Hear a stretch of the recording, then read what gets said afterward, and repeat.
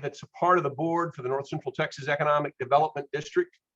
This is your reminder that this meeting is being recorded and that we will share a link to the webinar recording along with the presentation slides with everyone that's on this call, and for that matter, anybody that's not on it, they'll be able to access that. The guest speakers we have today, one we've heard and spoken with before, Stacy Webb from the Economic Development Administration, who's going to provide a brief update from the EDA. Cameron Cushman from the UNT Health Science Center in Fort Worth, who's going to speak on growing entrepreneurship ecosystems. And in fact, I've flagged it for a couple of my staff members that are going to be logging on and listening in because we look forward to having Cameron's wisdom. And then we want to make sure and encourage any of our guests that are joining this meeting to use the chat feature for any questions or comments that you've got during the meeting. Marilee Carey, who's filling in for Jerry Watson, who's a member of the COG staff, she's going to monitor the chat. And so even if we don't get to all the questions, I know there's going to be answers that maybe could be provided later through Prit. And the Zoom webinar is going to provide us with a record of board attendance. So we're not going to take attendance today, Prit tells me. So what I'd be seeking, therefore, from you is a motion to approve those February 6th NCTEDD board meeting minutes. Hopefully everybody's had a chance to read them.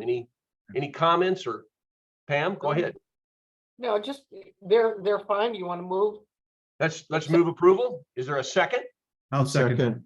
Hey, thanks, Jeff. All right, and we'll accept them with acclamation unless there's anybody that's got a reason with that. All right. Before we get into our guest presenters, we were having a discussion beforehand, and I really appreciated Prit pointing out that everything we're doing is trying to really tie back to the CEDS, and we all participated in that over many months to bring that back up and review it and put in place a plan. I think it's wise we stick to that plan. So thank you, Prit, for making sure that we stay on track and address the items, the goals and objectives that were identified through that process. I mentioned earlier that Stacy Webb, our EDA representative, is going to brief us with an update. So Stacy, let me hand the ball off to you, and thank you again for joining us this morning. Wonderful. Good morning, everyone. Well, in keeping with the theme of this meeting and supporting entrepreneurs, I wanted to kind of bring attention to some programs. So first of all, I wanted to remind everyone that through EDA's regular programming or public works and economic adjustment assistance, excuse me, we can and do fund entrepreneur activities. I think most people think these programs are only for infrastructure, water, sewer, roads, and they are, but we are very flexible and we can fund a variety of construction and non-construction activities that support entrepreneurs. We can construct, equip, and provide programming dollars for innovation labs, tech centers, business incubators, makerspace, co-working space, mentorship, and other business support programs. And so our regular programs have an open application cycle. If you're familiar with that, that means that we accept applications year round. We do have a match requirement, and that's dependent upon distress, but just wanted to bring attention to the fact that our regular programming can support your entrepreneur efforts. And then I wanted to also bring attention to the fact that EDA has 2 national programs that are designed specifically to support innovation and entrepreneurship. These are open only once a year, so they do have deadlines. You have to be very careful, and I know Prit is always very mindful of any notice of funding opportunities that we have coming out. One program just announced its funding opportunity. It's the STEM Talent Challenge. That just released a couple of weeks ago. And this program funds new or expanding training in the areas of science, technology, engineering, and math. So STEM skills that are needed to build a workforce, which is necessary for the high-tech industry sectors that are growing, such as the aeronautics and space commerce, biotechnology, cybersecurity, and advanced manufacturing. Something really interesting about that program and a lot of EDA's programs now is that we can also fund, or funds can be spent through these programs on wraparound services. So childcare and transportation, which have been such big obstacles to workforce development programs, our funding can actually support childcare and transportation and some other incidentals that would be needed for an individual to participate in training. So the STEM Talent Challenge, applicants can request, I think, up to $500,000. There is a one-to-one match, but that can be cash and or in kind. And you can use third-party contribution as well. So that's always important to know. So the cash is, the match is also very flexible. The deadline is June 12th. And I'm going to provide the link to our website for all of the information. I know Prit has sent out a notice as well. And so I'll put that in the chat. There's a lot of information there, even provides profiles of like past projects, so you can read through those and really get a good idea of the types of projects funded through that STEM challenge. The second one is called the Build to Scale. This is also a national program. It usually opens in the summer. I have not heard any expected release dates on this. This is a very, very popular program. It has just grown year after year. Under Build to Scale, there are two competitions. There's Venture Challenge and Capital Challenge. Now, this is all non-construction only, so just operational or programming cost. Through the Venture Challenge, funds, you can use funds for activities that support technology, entrepreneurship, and just in general, accelerate innovation and company growth in your community or in your region.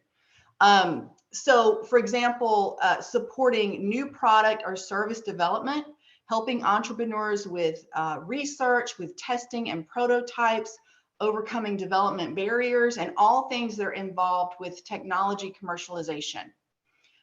You can request up to $2 million, and that depends on the scope of work, and it is a one-to-one match.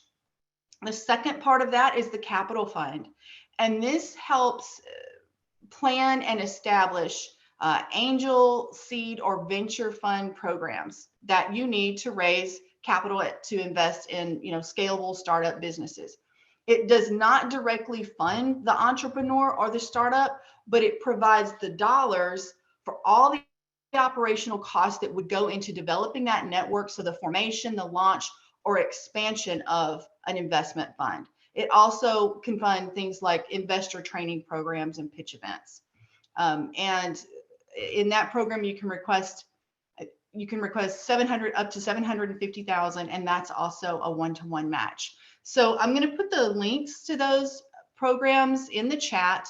Obviously, if you're interested in these, please talk with Prit, or you're welcome to contact me directly. Again, the important thing to note here is none of these programs can directly fund a company or a startup or an entrepreneur. They are to support entrepreneurs and businesses as a whole. So with that, I think, I'll open it for any questions that you may have. And is there one? Stacy, could you talk a little bit about grants.gov and the shift to EDGE? Absolutely. So EDA has left grants.gov. That means that we are using a new application platform. It's called EDGE. If you're familiar with Salesforce, it's an adaptation of Salesforce to meet EDA's needs.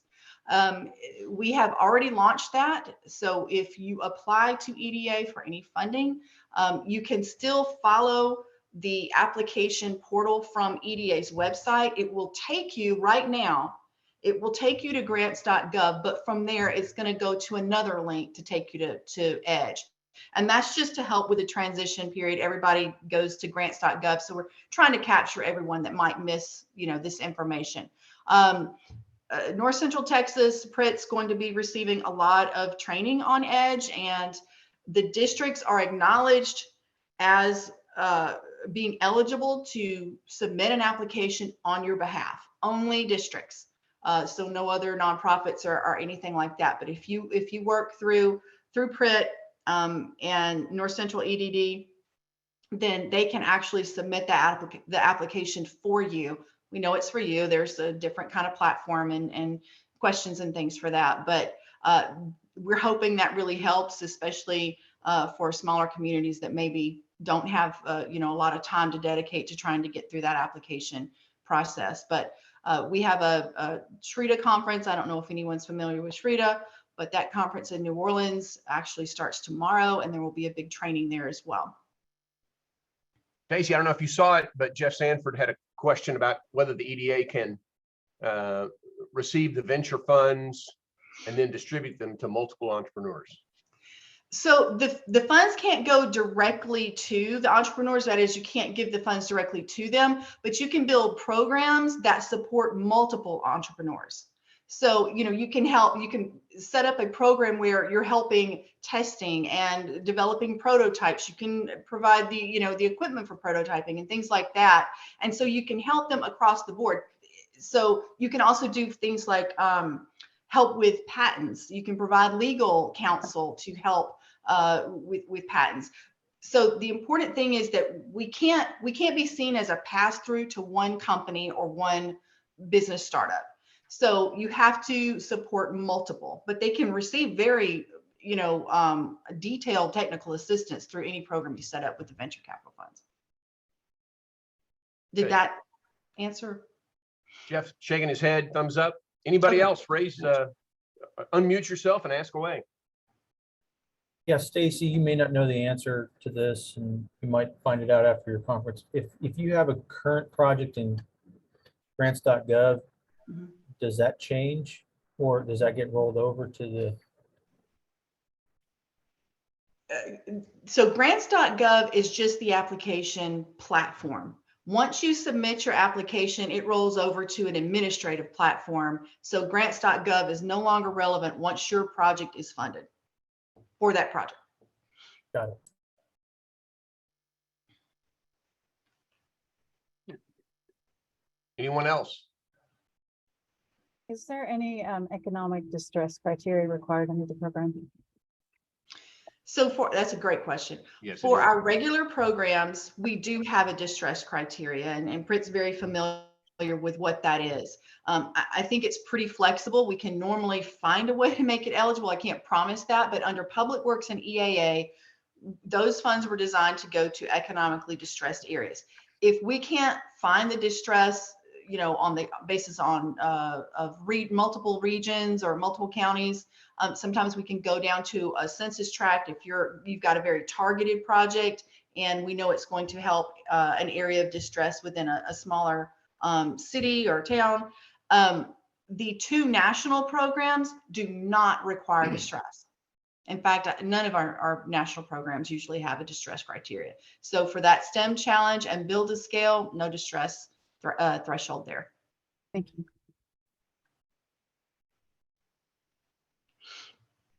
Anyone else? Ask now. Here's your opportunity. All right. Well, Stacy, we so appreciate your time and elaboration on these programs. And I agree. Erica's question there at the end was very good, because it was one that was rolling in my mind that I meant to ask. That certainly the distress criteria doesn't apply. That's important. So we'll take that information and roll. Anyone else? Here's your last chance to ask a question if you've got one. All right. Well, Stacy, you have a great day. Thank you again. You're welcome certainly to stay on. You may want to stay on and listen on to Cameron, but we just appreciate as always, your help and support for our region, and we look forward to continue to work with you. Yeah. Thank you. I'm going to put the links to those two programs in the chat, and then I'll stay on for a bit before I drop off. Thank you. Excellent. Thank you. All right. We're moving through our agenda. The second guest presenter that we've got today is Cameron Cushman, who's the Assistant Vice President for Innovation Ecosystems with the UNT Health Science Center in Fort Worth. And Prit had scheduled Cameron to join us in an effort to continue to bring the region information and resources in support of the goals outlined, as we mentioned in the beginning, of the Comprehensive Economic Development Strategy. And today's presentation by Cameron will present on ESHIP, Growing Entrepreneurship Systems, That acronym is short for entrepreneurship, and is a practical strategy for building entrepreneurial ecosystems in a community. So Cameron, certainly we're very grateful for your time and effort and what you put together for us today, and certainly invite you to go ahead and present to us, please. Outstanding. Well, thanks, Marty. Thanks, Pritt. Thank you guys for having me on. Can everybody hear me okay? Excellent. All right, well, let's jump right in. So I know that one of the things that Pritt and I have talked about for a long time is how we kind of roll in some of the work around what is in the CEDS into entrepreneurship, and how we can kind of connect those two to the CEDS to entrepreneurship and entrepreneurial activity, but also connect all of us in the region to this same kind of effort to help those that are trying to start and grow their businesses. So today I'm gonna test out a new strategy on you guys. This is something that's been rolling around in my head for a while, which is to say that when you hear building entrepreneurial communities or building an entrepreneurial ecosystem, that's great, but what does that actually mean? How do you practically do that? Who does that work, and why is it important? So I'm going to try to touch on a lot of that today, to really just help us understand how we can all kind of work together on this, and how it's really going to take all of us. And I'll talk about this a little bit later, but starting a company is about the hardest thing that most people do in their entire lives. And it's really incumbent upon us as a community to wrap our arms around them and help those risk takers, those doers, those makers, those dreamers, and allow them the best chance for success, not only to just avoid failure, but to continue to grow and create the jobs of the future, the high wage jobs that we're all seeking through all kinds of economic development activities, but then also to just provide a better quality of life through innovation, through new products and services that we didn't know we needed yet, through new treatments for drugs, and patients of all different kinds. So I put together this little acrostic, ESHIP. So we all hear the word entrepreneurship, and if you're anything like me, it's a terrible word. It's really hard to spell. It's a French word, and I don't often equate anything in France with being entrepreneurial. But this is also about the American dream, right? This is why people come to America and have been for hundreds of years. This is what the American dream. This is the essence of the American dream, which is to start and grow your own company and bring a new innovation or product or service to market in some form or fashion. And we can do that through a bunch of different ways. So who do I work for? I work for the UNT Health Science Center at Fort Worth. We're the medical school in Fort Worth. And our group has recently rebranded as HSC Next. So we're very interested in creating what's next in our economy. We do a lot of work around research development, commercialization activities, IP protection, but this ecosystem development has really been a new focus. I've been at this for about 5 years, but have really been building entrepreneurial ecosystems for about 15 years. And this is relatively a new field. This is a new thing. You don't go to school to become an ecosystem builder. It is just turned into something that we've all realized is a critical component of all of our economic development mix, of all of our communities. And I tied this back to our mission, which is to create solutions for a healthier community. Well, who does that better than entrepreneurs, right? And I think when they wrote that statement, they really were thinking about students and our medical students or our physical therapy students or our pharmacists. That direction is all about healthier communities. But there's also an economic health component to it. There's also this sort of self-determination component to it that I think is super important. And entrepreneurs create the solutions that we need to make our communities healthier in so many different ways. So let me zoom way out. And let me say also too, if y'all want to interrupt with a question, please jump in anytime. You're not going to throw me off. I talk about this stuff and think about this stuff all the time. Feel free to put a question in the chat or just ask it. But if you zoom way out on economic development, right? We all know that I like to think of it as a three-legged stool, right? And recruitment, you want to recruit companies to move from one place to another. We want them to come to your city, to your municipality, to your county. And we've been doing that for a long time. Then there's the sort of retention piece, right? You want to keep what you've got. How do you help the companies that are already here and have been operating for a long time? You want to help them continue to grow so they don't get poached or they don't leave and get recruited by somebody else. You got to give them lots of reasons to stick around. But the third piece, and I've had several people that are in the economic development world including a relatively high-level official in the city of Fort Worth, say recently that this was something that they just never really thought much about. They didn't really focus on this grassroots effort, this economic gardening, this entrepreneurial aspect. How do we grow the startups that are operating in our cities, in our municipalities, in our counties? It's just not something that has been top of mind for most economic development professionals, but it's absolutely should be a big part of the mix. And I think it's also been kind of underappreciated and under talked about for a long time, which is why I have made really a personal passion and a career choice to help build that leg of the entrepreneurial economic development stool. And I do it from, of all the places, the medical school in Fort Worth. It kind of doesn't make any sense on paper, but we love doing this work and we love trying to build the entrepreneurial ecosystem in Fort Worth, Tarrant County, and beyond. So does anybody know who this is? So you guys may remember this as from the Dr. Seuss book called The Lorax. And I start with this analogy to say that the Lorax is a little bit of how I think about myself and the work that we do. And if you recall, they redid this movie just a few years ago, but if you recall the Lorax, his job was to speak for the trees, right? Nobody put him in charge. Nobody told him to do anything. He just wanted to speak for the trees. And I think of myself in this role as that there aren't a lot of people who speak for the startups because they're so busy building their own companies. They're so busy trying to cross that next bridge, raise that next round of funding, hire that next person, that they don't often think about this in a big context. They see their company, but they don't see all the trees in the forest. And so I really, and I'm not appointed to do this work. Nobody said, Cameron, you should be in charge of all the startup activity in Fort Worth. That's not what I'm doing here. But if we don't speak up for them, who will? And a lot of times the entrepreneurs are terrible at speaking up for themselves because they don't have a lobbying organization. They don't show up in your offices. They don't apply for EDA grants. That's just not what they do. They build companies. And we want to do everything in our power to keep them doing that, but they need someone to kind of speak up for them. So while we're kind of staying at this really zoomed out lens, why does all of this matter? And so I'm gonna reference some data here, and this data is a little bit old, but I think it's also still very relevant, and these trends have held true since at least 1980. Which this is some data that was updated by the Kaufman Foundation in Kansas City, and they just took government employment data and they looked at it as not through the lens of big company and small company, but through the lens of the age of the firm.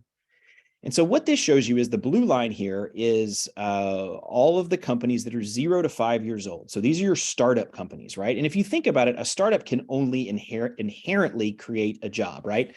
I quit my job today. I go start a company tomorrow. I have created one job. And then I go hire that next person. And if I did not start that company, I would not be able to create said jobs. Whereas established companies, and again, this is not small or large companies, but established companies that have been around, more than 5 years, tend to destroy more jobs than they actually create. And this has been pretty constant over time. And you see those big dips, those are dips in recessions, right? Big companies, if you think about it, they got to try to do more with less. So they're always thinking about how they can cut jobs, not necessarily about how they can add jobs. So one way to say it is that, and as a part of this study, between 1980 and 2005, all net new job creation in the United States came from firms less than 5 years old. Now, this trend has been, we can't say that quite anymore because since 2005, the number of companies that are being started every year in the United States has begun to decline. It's been pretty steady decline since the 1970s. So the jobs aren't being created by startup companies because we're not starting as many companies as we used to. And there's lots of theories behind this. But you also tend to see a lot of startup creation when the economy goes south. So you'll see these big job cuts by the big companies, and then you see a lot of job creation coming out on the other side of that because people go back and start companies. They hang out a shingle and they sell their consulting services back to their existing company or their previous company, or they take that widget, that passion project, that thing they've been building on their computer at night, and they go and try to make that their full-time job. They transition over to their side hustle, essentially. And so this economic dynamism is very important for our economy, but we all have to understand that new companies create the vast majority of new jobs in this country every year. And we studied this on a local level. This is the third year in a row I am instrumental in the Sparkyard platform, which you haven't taken a look at it. Take a look at sparkyard.co. This is what EDA helped us fund through the COG a couple of years ago, and to add on some tools and some additional reporting functions. But we looked at some government data, and unfortunately, the data was a little bit limiting due to the state of Texas not giving us the data we ideally had asked for. But this study focused just on firms 0 to 1 years old. So these are the newest of the new companies. These are the startupiest of the startups, I like to call them. And this data and analysis showed that in Tarrant County, which was just how we decided to break up the data, new firms created almost 25,000 jobs in 2020. Now think about that. 25,000 jobs is half of an Amazon Q2. Remember when everybody was chasing that smokestack a few years ago and it was 50,000 jobs? Well, in Tarrant County, new companies automatically create 25,000 jobs a year. So we create an Amazon HQ2 every 2 years with existing policies in place. And I don't know if you remember what happened in 2020, but it was a kind of a unique year economically. And we still were able to create this many jobs despite all the turbulence around the pandemic and everything being closed, small businesses, restaurants, anything in the service industry, essentially. So we know that startups play a significant role in job creation here locally as well. And this number has actually been fairly constant over time. I expect that there is a data lag of this. So in November, we'll release the 2021 data. And I expect that this number will get pretty close to 30,000 new jobs created. But this is a lot of jobs. And policymakers, many of you on this call, you think in terms of jobs. And don't forget that these 0 to 1 years old companies are creating many, many jobs. So how does this stack up to the rest of the state?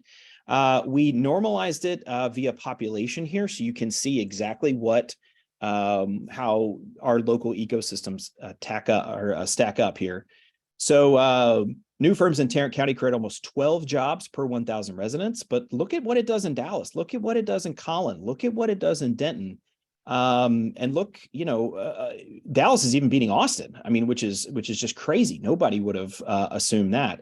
So this is an economic dynamism that we have to pay attention to. And I think this is a statistic that's extremely important, is that we need these startup companies to continue to create jobs like we know that they can do in our local economy. Now we got some additional data. So we took the data set that I just talked about. We had to extrapolate it a little bit to compare it to some data that the Fort Worth Chamber of Commerce had given us. And we were super conservative in our analysis, but if you essentially, modify for population size and take the Tarrant County data down to the city of Fort Worth data, we estimated that there were about 12,500 jobs created by new firms in Fort Worth in 2019. And we compared that with some data on some economic development projects that the Fort Worth Chamber of Commerce had released about that same year. And when you look at them, the new companies created over 5 times more jobs versus the relocations. So when we think about that economic development stool, there's a lot going on in recruitment, there's a lot going on in retention, but what's going on the side that actually creates 5 times more jobs? I think that's a really important question that we have to continue to ask ourselves. So several of you are thinking about wages, and I wish we had better data, and I wish I could answer this question. But Kansas City, who actually was the originator of these jobs reports, has answered this question for us, at least I think in an instructive kind of way. So they looked at tech companies and how they started up in their first 5 years of business. And if you think about a startup company, you start it today and you don't know if it's going to still be around in 1 year, 2 years, 5 years, right? And you're going to have really low wages because you're just getting started, right? You have to pay the minimum because you need to be spending money on marketing or product or people or whatever it is that you need to spend the money on, depending on your type of company. So the wages are inherently lower in a startup company. But you see that in year 3, if the company makes it to year 3, that's where the wages start to pass the average wage in Kansas City for tech companies. And then you see in year 5, the growth really starts to tick up in the wages. So you're playing the long run strategy here. A lot of these companies are going to go out of business in the first 5 years, and that's okay. A lot of these companies are not going to create that many high wage jobs in those first 3 or 4 years. But if you're playing the long game here, the wages absolutely end up in a better place if you look at it from this perspective.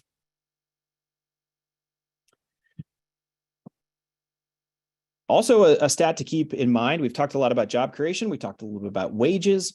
One thing to keep an eye on too is just the number of companies that are created, right? You can't create jobs. You can't raise capital. You can't do much unless the companies are actually getting started. This is the first step. And so all we did was petition the Secretary of State's office in Austin and said, hey, how many new companies are started during this period? And just a note here too, the scale and terms on the data is a little bit different. We've kind of been building this data set over time. Some of this definitely needs to be updated, but there's always a data lag with some of these data sets as well. But over this period from 2015 to 2019, you can see how few new companies were actually started in Fort Worth compared to the other large cities in the region. And if I'm a policymaker, that's a little alarming to me, right? I want to understand what's going on and why Fort Worth entrepreneurs aren't starting as many companies to put them through this pipeline of funding and other things. I stole this from The Economist, and I kind of referenced this just a little bit ago, but recessions tend to be really good for entrepreneurship because the necessity piece kicks in where people have to start a company because they just lost their day job.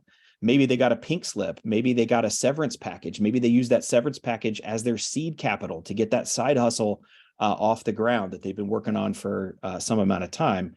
So I stole this from The Economist, and it essentially showed the number of new job or new company applications and their likeliness to create a new firm was off the charts in the second half of 2020, mostly because a lot of people lost their jobs and they had to do something. So those companies are now a couple of years old. And this is why I think this is a super important time to begin supporting those companies that have made it this far. A lot of times they don't know what they don't know. They don't know what they're doing. They need capital. They need people. They need customers. They need all the things that startup companies need. And yet on a national scale, we've had a bunch of people that have only been in business for 1 to 3 years coming out of the recession. All right, so let me pause there for some questions. So I've set a really high level of some data about how entrepreneurial ecosystems work, the role that they play, and in job creation and economic growth and development, wages, and new firm starts, et cetera. Are there any questions before I sort of jump into how we actually take this data and then begin to apply it? Cameron, are there any efforts to update the information? It's so valuable and so interesting, but I know it was very hard to collect. Any thoughts on that? Great question. Yes, I am not a data nerd by any means. I love looking at data. I love writing about data. I love talking about data. I'm not good at collecting the data. So I'd love to have some help on this. I think if we put together a coordinated effort to petition the Texas Workforce Commission in Austin, we could get access to a better data set that would help us with some of this data. The other thing, and this is more of just an internal thing, some of the data that I'll show in a little bit around funding, we pulled from a database that we have not had access to for a while. And so we've got a contractual issue going on there. But a lot of this data is public. You've just got to know where to look, and then you just got to know how to report it out. So if anybody would be willing to jump in and help us with that, we would love to do it. Also, on Friday, we are about to announce some updated data around the Sparkyard Ecosystem Dashboard. This is one of the things that the EDA grant funded for us that we won. And so if you're around Friday at noon, we're going to host it with some TCU MSBA students. That's a master's, think of them like data science. And they're going to be debuting the Sparkyard Ecosystem Dashboard, and there will be some updated data on there as well. But yeah, we would love any help to kind of think through this and continue to update it as required. Thanks, Craig. Great question. Cameron, this is Maria Martinez-Cosillo from UT Arlington. I think there would be some interest from our end in collaborating. We have an Institute for Urban Studies that does quite a bit of data work on a number of topic areas, and would love to, I'll post my email in the chat if you'd like to reach out, but I think there would be some interest in partnering with our College of Business as well, since you've got the TCU College of Business, would be kind of interesting. Love it. Absolutely. We'll take all the help we can get. We have pulled these together. We try really, really hard to explain our methodology and to make sure that all of our estimations are really, conservative in nature. But we'd love some feedback. We'd love some additional help to say, have you thought about it this way? Or what if you looked at it, in this kind of a chart? We would love some data and feedback on that. So if you guys have any expertise, we would love to do that. Thank you.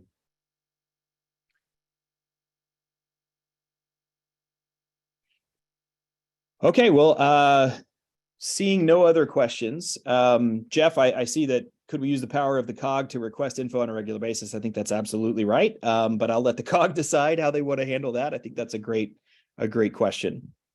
So how do we practically do this work, right? So if we can all agree that entrepreneurship, innovation, early stage startup company support is important and something we should absolutely pursue. If it says it in the SEDS as a goal, then how do we actually do this kind of work? So let me start with the Kaufman Foundation's 7 goals. And I got to give them credit. They are the ones that they hosted a series of conferences called the ESHIP Summits. So I sort of stole their acrostic and stole their idea here.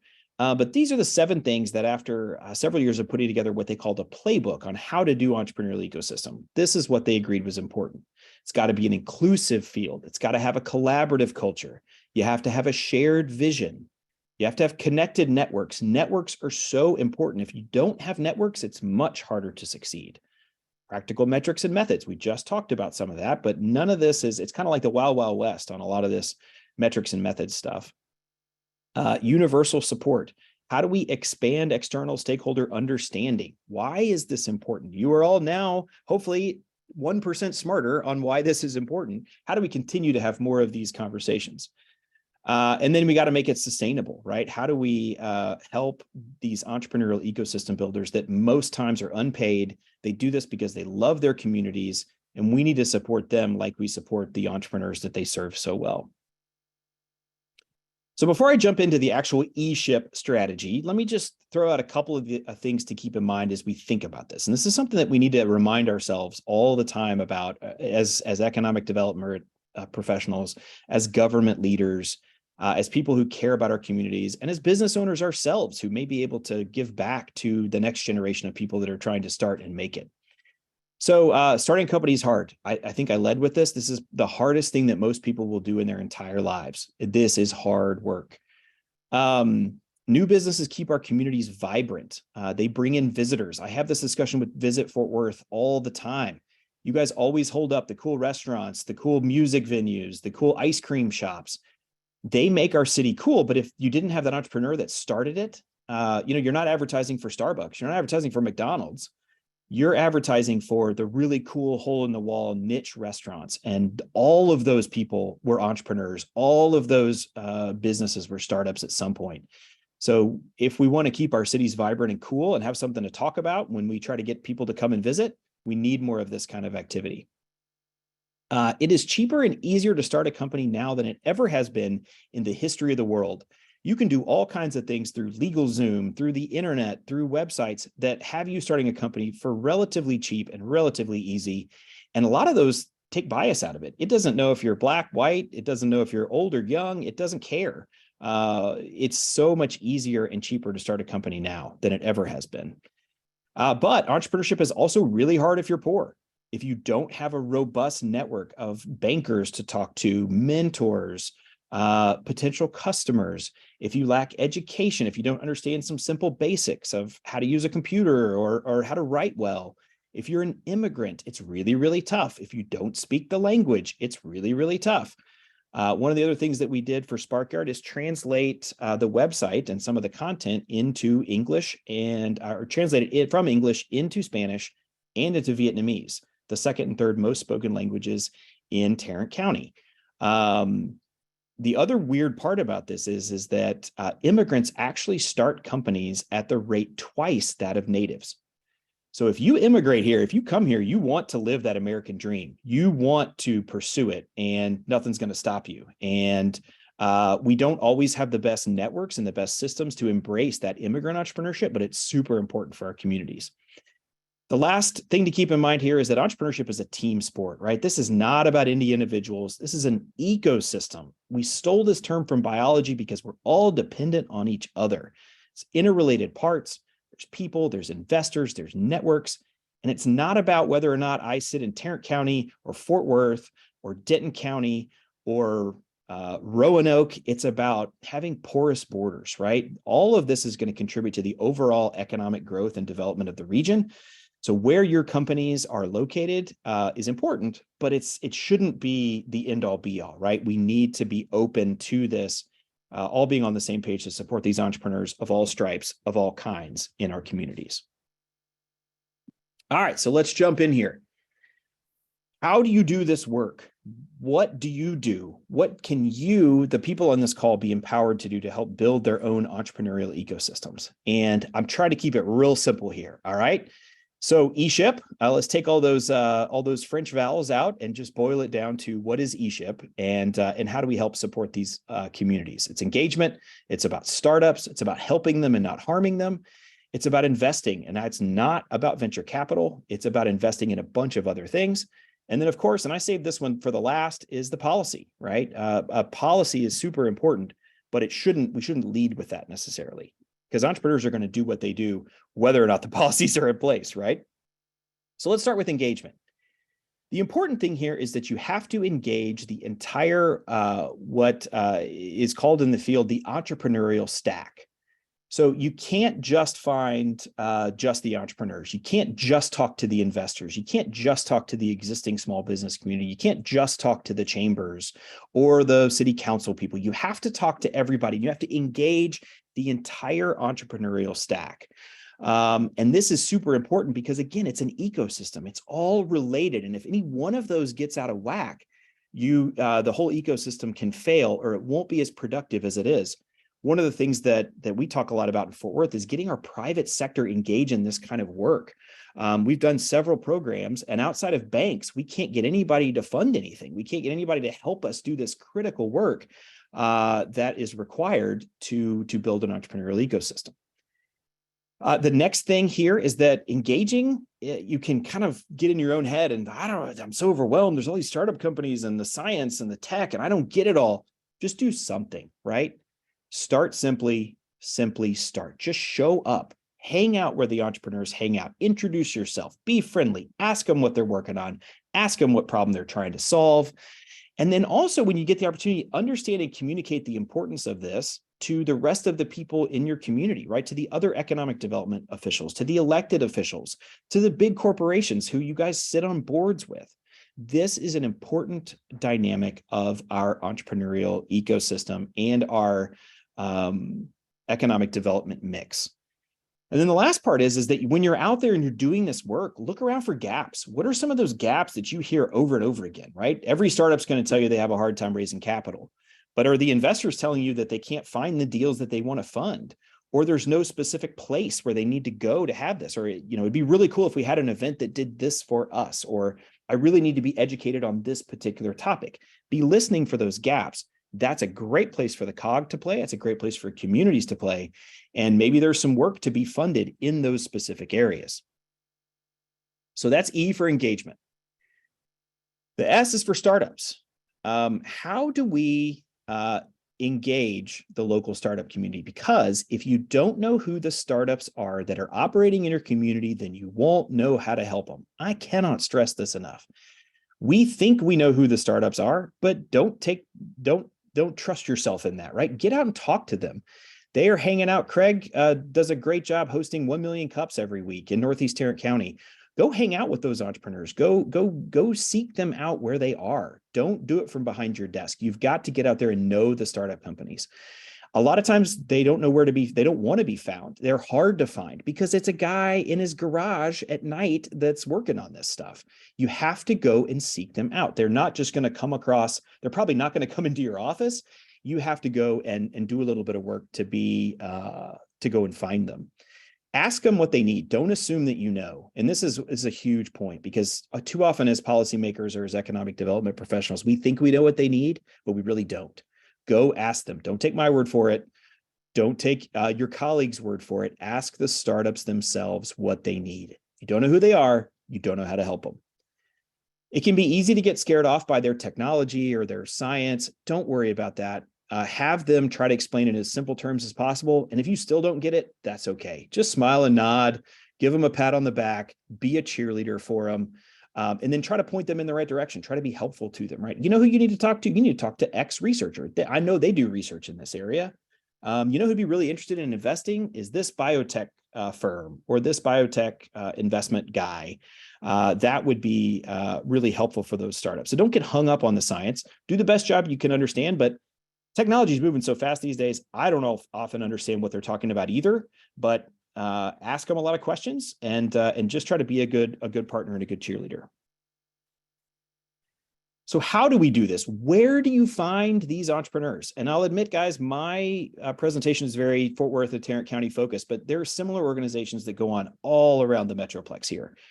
So I run a podcast called Innovate Fort Worth. We just released our 90th episode. If you want to know about innovators and entrepreneurs that are operating right here in our area, listen to those episodes. Get to know their stories. They're not appearing in the Star Telegram. They're not appearing in the Fort Worth Business Press because they're just too soon.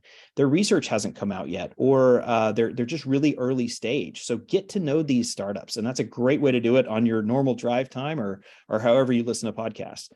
1 Million Cups, I've already mentioned. The DEC Network in Dallas, Dallas Innovates. I read Dallas Innovates every day. Sign up for their newsletter if you haven't already. We just started an event called Fort Worth Innovators Council. We meet once a month on a Friday here in our offices. Come and hang out with that. Global Entrepreneurship Week's coming up in November. Tech Fort Worth, Accelerate Fort Worth Foundation. Those groups are helping entrepreneurs on a daily basis. We get the entrepreneurial community together once a month at an event we call Yard Party. Come and join us for that. We just had one last Thursday. And it's the last Thursday of every month. If you haven't signed up for the Sparkyard newsletter, do that, and you can be sure and get updates on when and where those are going to be. One of the last things I mentioned under S was the ability to point them to the right node in the network that startup needs at the right time. So this is another thing that we did at Sparkyard to map the network of resources that are available to startup and small business companies.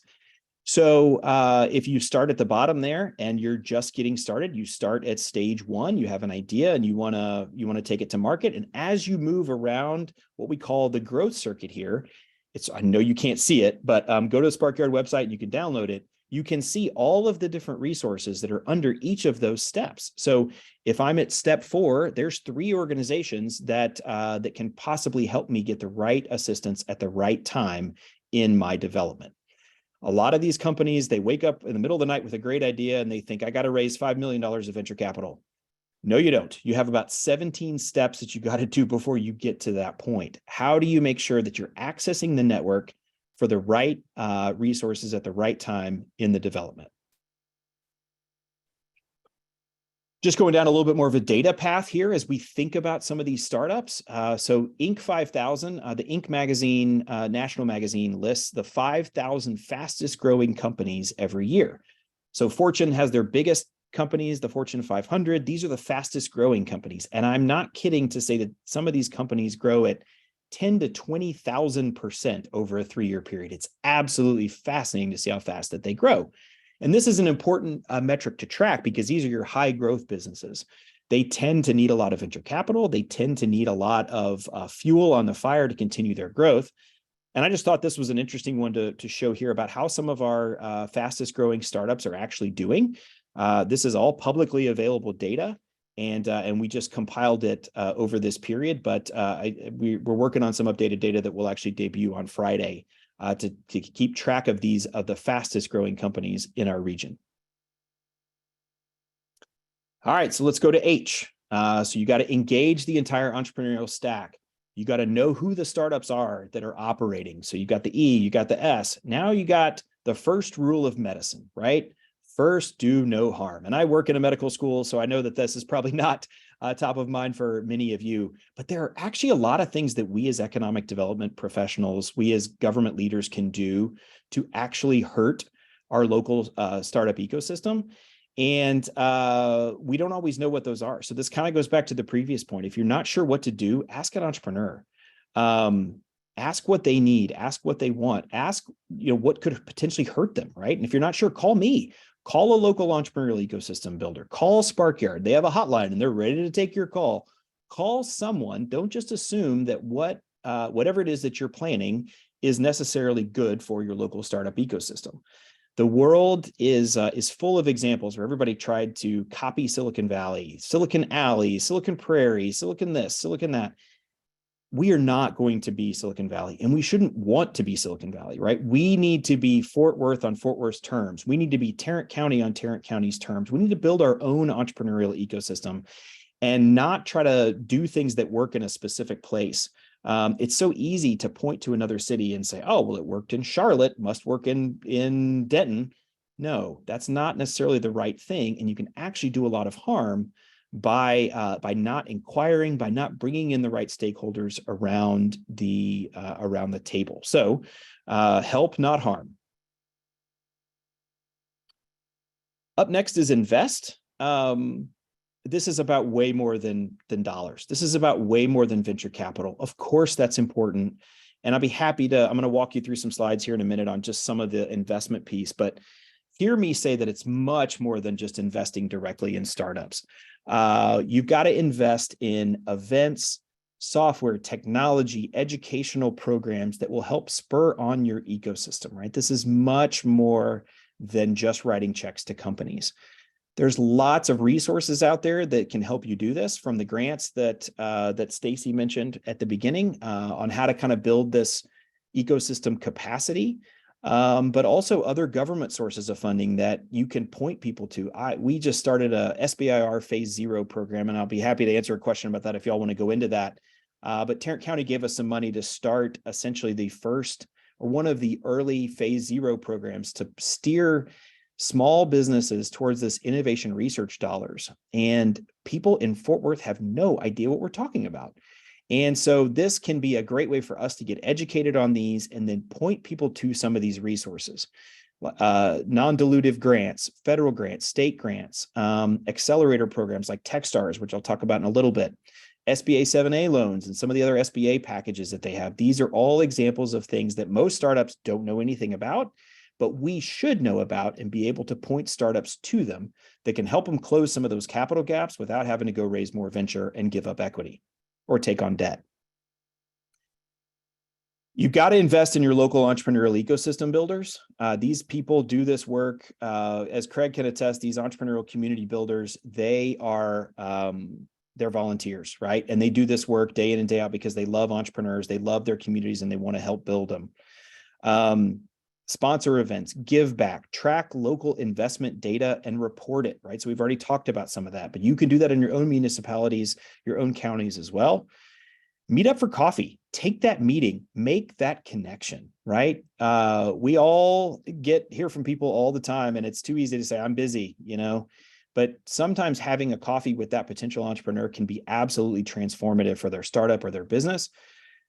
Make margin for it, make time for it, mentor a company. Again, start simply and simply start. Do something to invest and give back to your local entrepreneurial ecosystem. So even though I said the magic answer here is not all about venture capital, this is another resource that we put together at Sparkyard.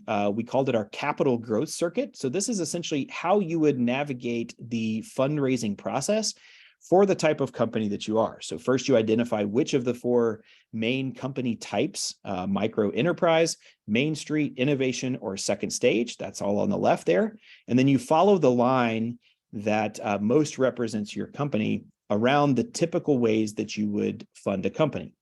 We're working on a version now to put all of the resources underneath each of these, but just know that this is a tool that you can use to help other entrepreneurs figure out and understand where they are in the process and the kinds of loans, debt, venture funding that they can potentially access depending on which stage of the company they're actually in. And all this is free and available on the Sparkyard website. So we looked at total funding of Tarrant County municipalities, and this is based on PitchBook, which is a proprietary database that's extremely expensive, and we're kind of stuck in some legal purgatory with them right now, which is keeping us from being able to update some of this data. But you can see if you added up all the total early stage capital raised, and this represents, I lost my, oh, there it is. Yeah. Seed, angel, early stage VC, which we included as Series A, Series B, Series C. Don't get hung up on the terms. What you need to know here is this is a very inclusive definition of early stage capital. And as you might expect in Tarrant County, Fort Worth is the big dog, right? We have the largest population and our startups raise more capital than some of our smaller brothers and sisters in Tarrant County. You see Southlake, Grand Prairie, but look, I mean, hey, Hearst, Richland Hills, you guys are registering on the scale there, which is great news. This activity is going on all across the region, whether you realize it or not.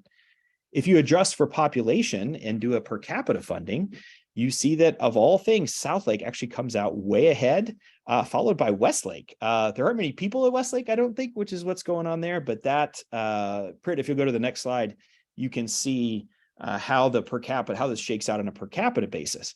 And, in my mind, this is almost raising alarm bells for Fort Worth to say, like, wow, we're not doing so hot here if you really normalize by population.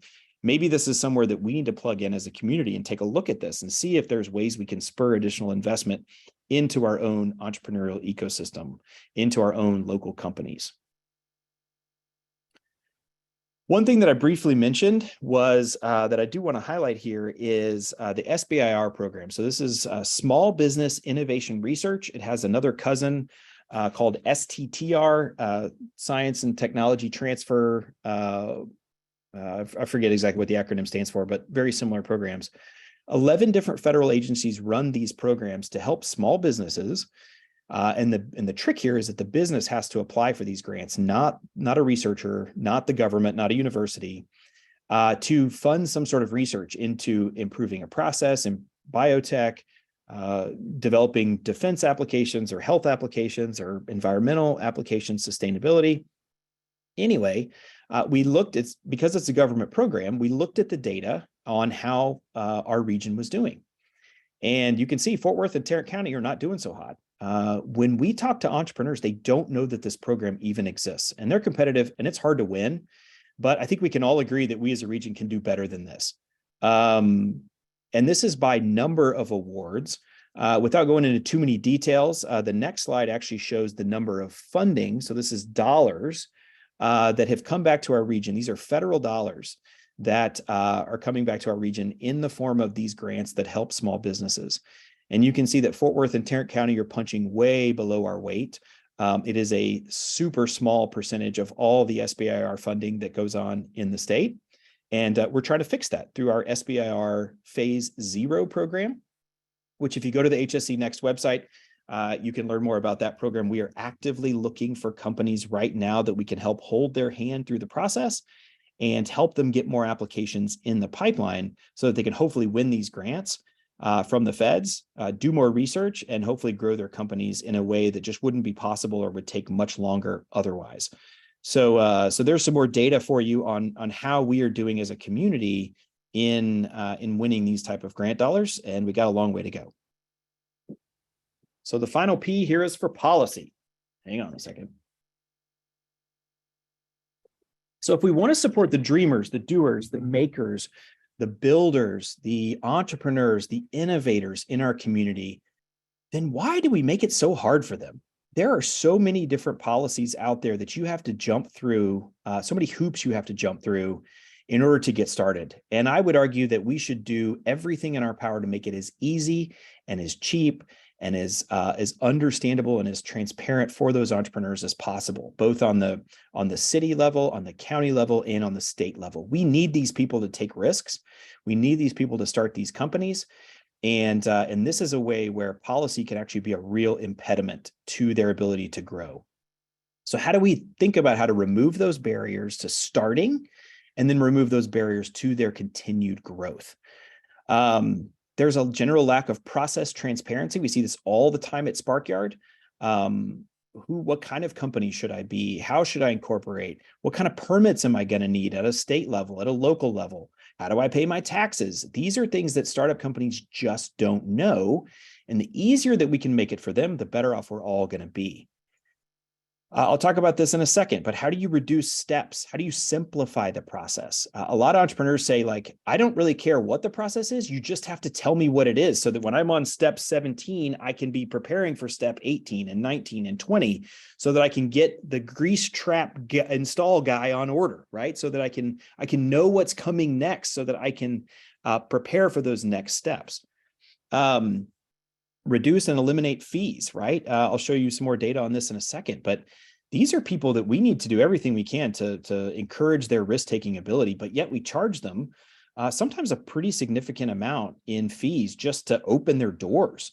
And I know we tend to think of this as you have to offset the costs of enforcement, and I completely understand that, but you also have to offset the cost of enforcement for Starbucks or McDonald's or big company X, right? Why are we penalizing our startups and putting them through the same amount of processes and fees that we would these large corporations that definitely have the resources for them? So to sum all that up, how do we think about kind of tilting the playing field towards startups instead of putting them in gin pop with everybody else, so to speak? And if we want this kind of activity, there's a lot that you can do that doesn't necessarily cost anything. It's just making the process cheaper, better, faster, and simpler for the startups. So let me go to some very specific examples.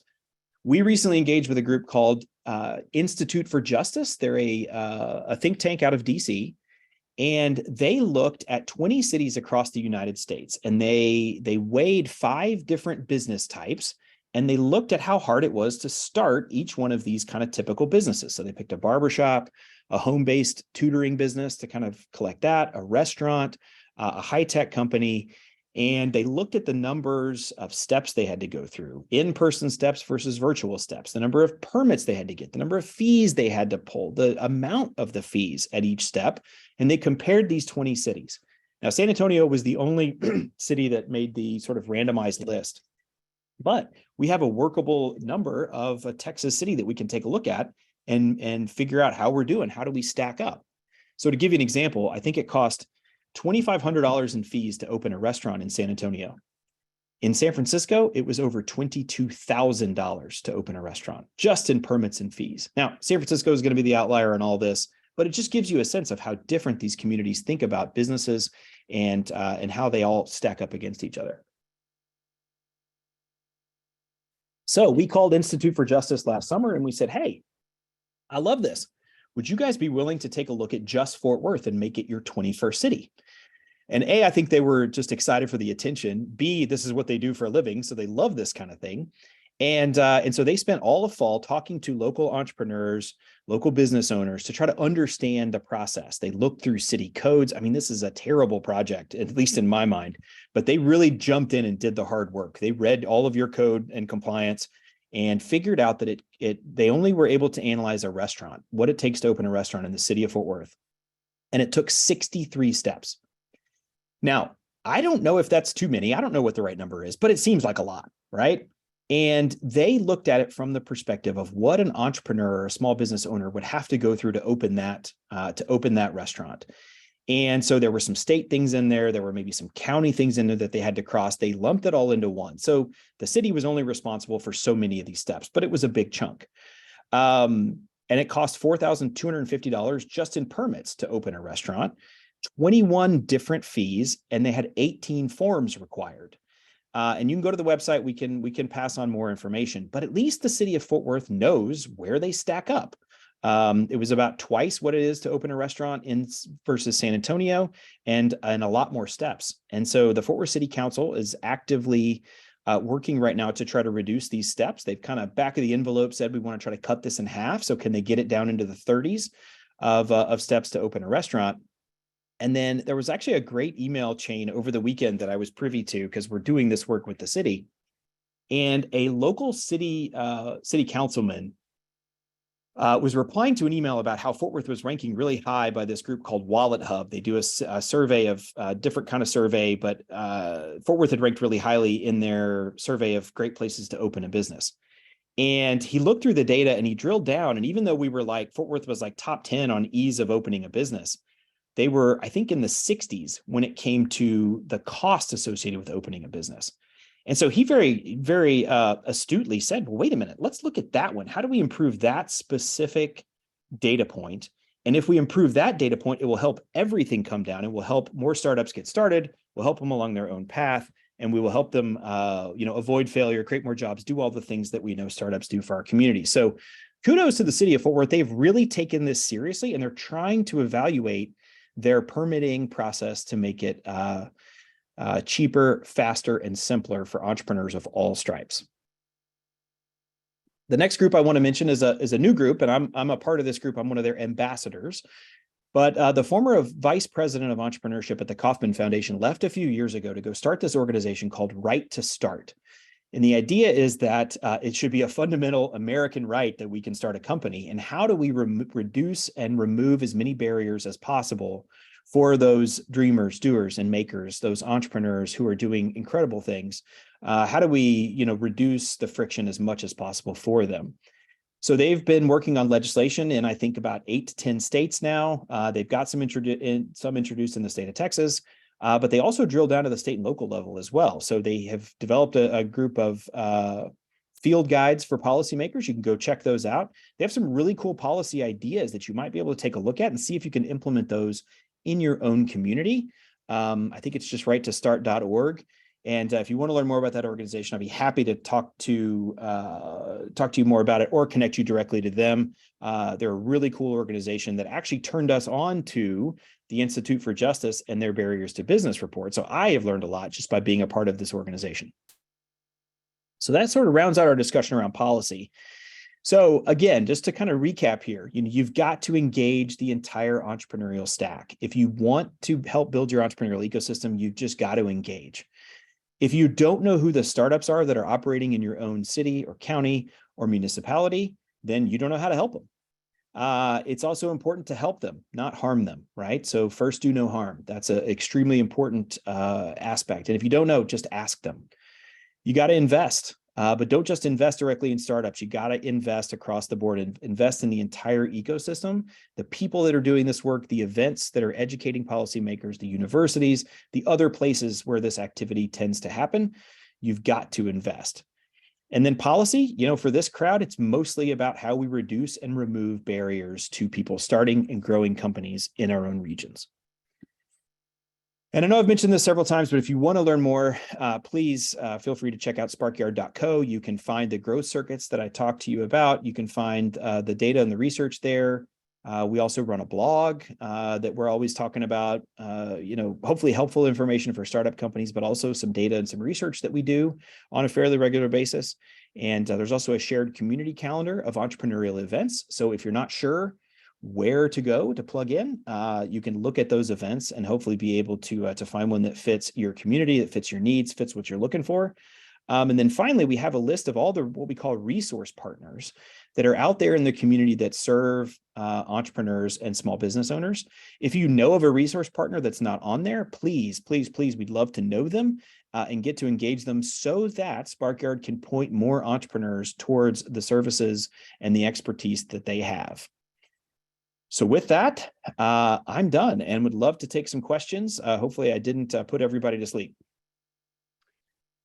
Certainly didn't put me to sleep. Okay, great. I think a lot of us have been paying attention and expressing or sharing questions with one another or commenting. I invite everybody to certainly raise some questions to Cameron. Cameron, really interested in the point about immigrants are twice as likely to start a business and how difficult this process would be. And wondering, are there any groups or organizations that are focused on that aspect? And as I think about the diversity in our region, might that be an area where there's opportunities to create something? Yeah, that's a great question and one we ask ourselves a lot. Sometimes it's chambers. Like I think the Fort Worth Hispanic Chamber does a fantastic job of this. But I'll also, on the flip side of that coin is we have no idea how to find the Vietnamese speaking and Vietnamese immigrant community. So we've actually hired a consultant that's going to help us try to plug into that community because we just don't know how to do it. And they think differently, they work differently. And that's great. We want to celebrate that diversity. We've had a hard time finding them. And so you don't necessarily know how to help them. As far as organizations that do this, I'm not really familiar with any that focus on immigrant entrepreneurship. But let me think about that, and I'll see, and maybe open it up to the rest of the group. Maybe the rest of the group knows some organizations that do this. I don't know any organizations, somebody else might, but I do know a gentleman I'll introduce you to, Cameron, that I bet Dr. Martinez-Cosio knows, Matthew Lowe, who is, he is the owner operator of Hong Kong Market, but also operates our Asia Times Square in our city, huge complex, and is so plugged in. He would, I don't know if you know Matthew, but I'd be glad to introduce you, just because Yeah, he's got the heartbeat and he could help you out. And I see That'd she's be great. in her head. She knows Matthew too. So, and he's a proud UTA graduate like me. So I think the world of Matthew. There goes some hands going up. Marty, you find if I just call on them, or go right ahead, please, please, please. So the first one on my screen is Pamela Mundo. Yep.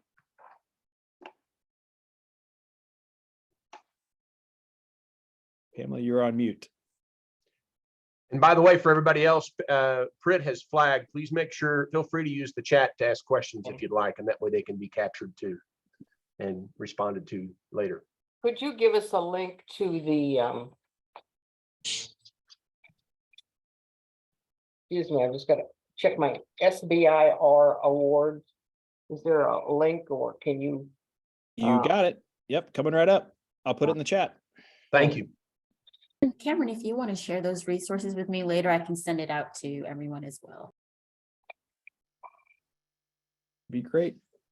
I'll put the hscnext.com logo in there, or link, and then the SBIR Phase 0 is under that, but I'll put that in there as well. Many thanks. Craig. Yeah, Cameron, thank you again for presenting, and wonderful information as always. Most of us on this call, represent a government entity whereby which, we have multiple departments that have their own objectives. Let's say fire marshals as an example. Plus, we're beholden to zoning and target industries. Unfortunately, as I think we all know, most of these entrepreneurs fall into that. Potentially they may be jobless, or find themselves recently unemployed, or they lack capital. What's your advice to us as we try and help them? And in specific, we struggle to find them a location or a fit within our community, and they have more hurdles than, let's say, a gazelle or a unicorn, that I think we all, aspire to attract. Yeah, I think it's a good question, because I can provide this really high level advice, but every situation is different. Every startup is different. Every company is different.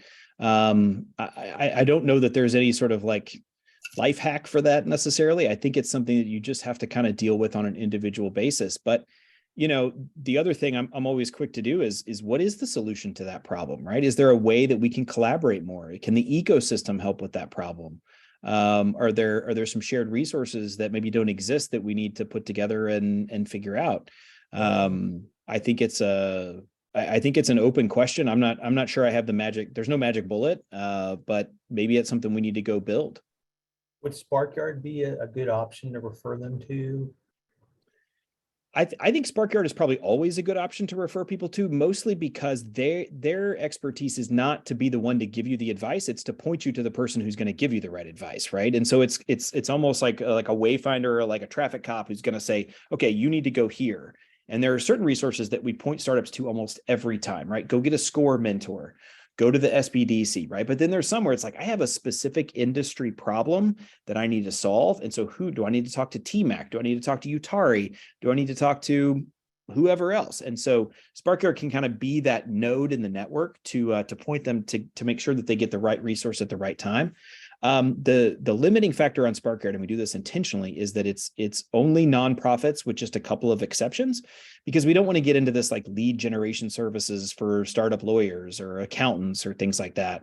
So we're a little bit limited when it comes to that, but we do allow co-working spaces on the platform, for instance, even though they're for profits, because they're such an instrumental part of plugging startups into the local community that we do make exceptions occasionally. Jeff? Yeah, thank you. And again, I echo what everybody else is saying. This has been fantastic. I've got a lot of notes here. One of the notes that you mentioned, and of course, I think we all can agree with, is that during a recession, it's usually good for entrepreneurship and startups and so forth. Is the opposite true during inflationary times? Is this, are we in a time, and if so, are the steps different to take? Well, it kind of depends on what you're asking there. If you're asking just about inflationary times, I have no idea. I don't think anybody knows, because we haven't seen inflation like this since, I don't know, late 70s, early 80s. So good question. I think this is a story we won't know the answer to for another decade, is my guess. Okay. If you're talking about good economic times, I think a lot of times people just sort of stay in their day jobs. Tends to be how it works, and that's fine. If there's no reason to start a company, a lot of times people don't. However, in good economic times, credit tends to be cheaper. The economy's hot, so people can take advantage of it. Our economy is very dynamic all the time. There is this kind of job churn that happens when people leave a firm because they think they can do it better, and then sometimes they're pushed out. So I think it's a little bit of both. I don't think the inverse is necessarily true. It just kind of depends on the time. And as far as an inflationary economy, I don't think anybody knows. Fair enough. And Cameron, Michael. let me interrupt before you go on and invite the remaining two hands that are up. If you don't mind, those of you who have asked questions, go ahead and write them down in the chat real quick, briefly. And Michael and Nika, y'all do the same. Just because as Prit is flagged, we want to make sure and capture them in the chat. Okay, go ahead, Cameron. Michael, you're up next.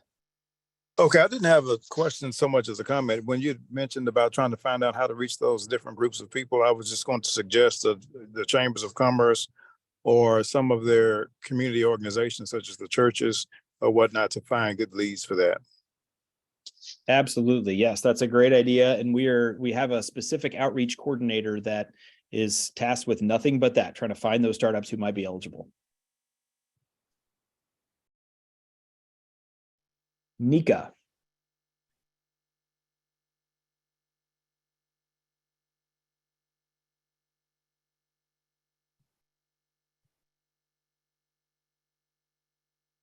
Nika, I think you're muted.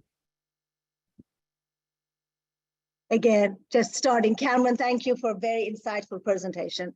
I think many people in the room kind of know me because I was on what I call the inside, working for city government for about 30 years, and then became an entrepreneur and found out how difficult it is on the outside. I don't think there is any true perception of how difficult it is to start a business, especially a smart business. And I want to go back to what Craig said about these competing interests and what we have on the inside. I feel like sometimes we're the lone soldier fighting for these small business. And I feel like everybody else on the inside, I'm talking about inside City Hall, they're just having their own objectives. And my question would be, how do you overcome that? And I also want to point out with Dr. Cosio, we've talked about how universities can get involved as basically someone who's objective, not having a dog in either fight, but bringing these peoples together or bringing these groups together, especially city managers, because I think when they hear from the small business, it's in a form of a complaint because they have been trying to get something done and they haven't been able to get it done. So basically when they go up there, it's to the mayor or city manager as form of a complaint. And then the city manager and mayors always take that position of, well, my staff is trying to help you, or they truly believe that on the inside, they are truly trying to help, and maybe they are, but it never, or I should not say never, but it really doesn't come across as that they're really trying to, you feel like they're just trying to create more barriers and more barriers.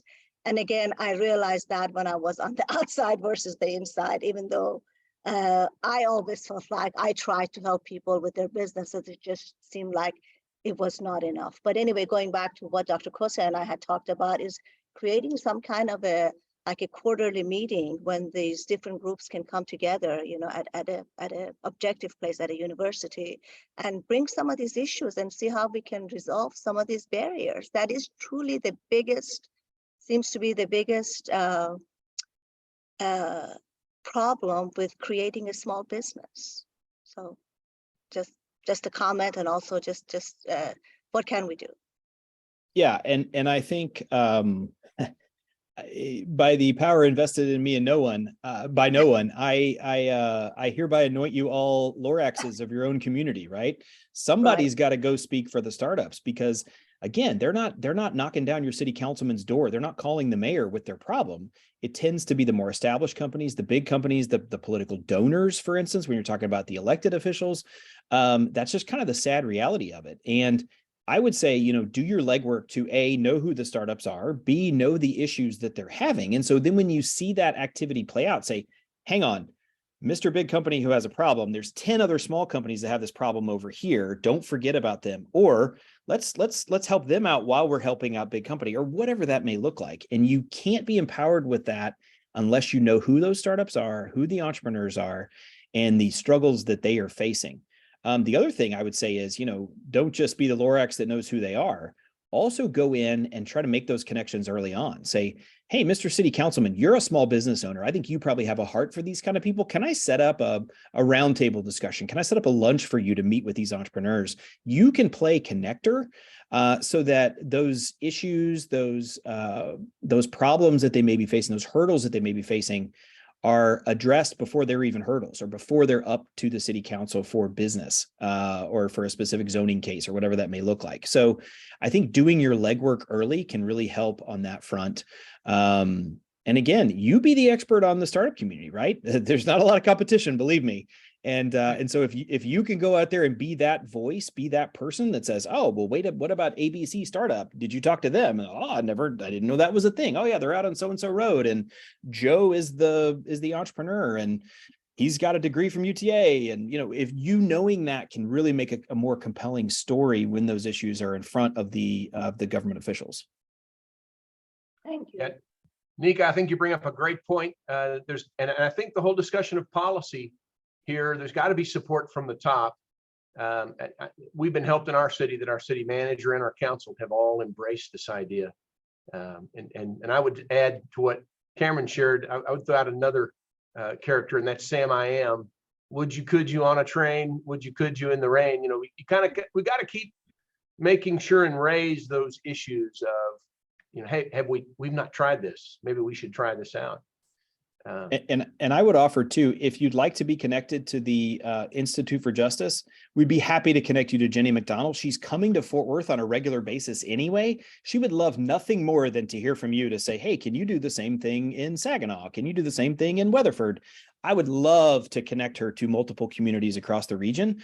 And that's what she's essentially paid to do. That's what she's training for. So if you guys would like a connection to Jenny McDonald at the Institute for Justice, I'm more than happy to put you in touch with her. I'd say yes, please, as well as for all of us to get into that right to start and get more familiar with that organization too. I see head shaking. Maybe we need to get some more information. So Cameron, as you see, Stacy Webb's even logged on and said, great presentation, Cameron. All right, very good. Well, a lot of this was enabled by Stacy and her ability to help us fund Sparkyard. So yeah, oh yeah, I want to know more about Sparkyard. I think for all of us, this region has always been viewed as being business friendly. Our political culture plays into trying to foster fertile soil for business startups, yet that's in itself isn't enough. And as we try to do what some call economic gardening and create a great environment, you've given us some tremendous thoughts on things that y'all are doing over in Fort Worth, and that the rest of us, if we're not already heading in that direction, certainly need to. So thank you very much on behalf of the board for your time and your presentation, your information. Anybody else while we have Cameron here? We've got just a few minutes left. If you've got any other questions, now's the time. And of course, you're not limited to this because we'll keep talking. I especially, Cameron, take to heart your comment about getting help and involving others. what I'd say really throwing the net reminds me of something I heard when I was an undergraduate many years ago, that people support what they help create. And I think we can't limit ourselves. We've got a lot of folks in this region that are doing this. Don't hesitate to ask for help for all of us. And I love too your comment about the need to be authentic. And I think for all of us, we're all trying to make sure we differentiate our communities in such a way that people want to come and be there and stay. So thank you. God bless you for your time and your efforts and for what you're doing. Thank you for having me. And I really appreciate it. If you have any additional questions, please don't hesitate to reach out. I love this work. I love North Texas, and I love helping entrepreneurs. So I derive a lot of joy from the work that I get to do every day, and anything we can do as a team to make our community better, I'm all in. So let me know how I can help. Amen. Thank you. All right, we have in terms of new business, I think we have updates on the district that Prit's going to provide a brief update here in our remaining minutes, please. Okay, I'm going to share my screen. I'll go over this quickly, and obviously I'm always available via phone and email should you want to meet one-on-one and chat. But just wanted to provide you with a brief update. I know it's been a while since we've done that. That's because we've had some great presenters and seem to run out of time, which is a good thing. Stacy's already gone over some of the funding opportunities, obviously the public works and economic adjustment assistance. She mentioned that is an open funding pool and opportunity. So we encourage you to, consider applying for those. I am here to provide you with any technical assistance or even just talk about potential funding project ideas. Obviously, two important pieces with that funding is that you have to have a strategy, an economic development strategy, and the region has one that allows all eligible organizations across the region to apply. But secondly, as Stacy had mentioned, showing the distress level is an important component of the funding. We were blessed and not blessed, I guess, having the pandemic. During CARES and ARPA, the whole country was designated as special needs and in distress, so everyone was eligible. So always happy to help you look into if you have a project, is that project eligible based on location?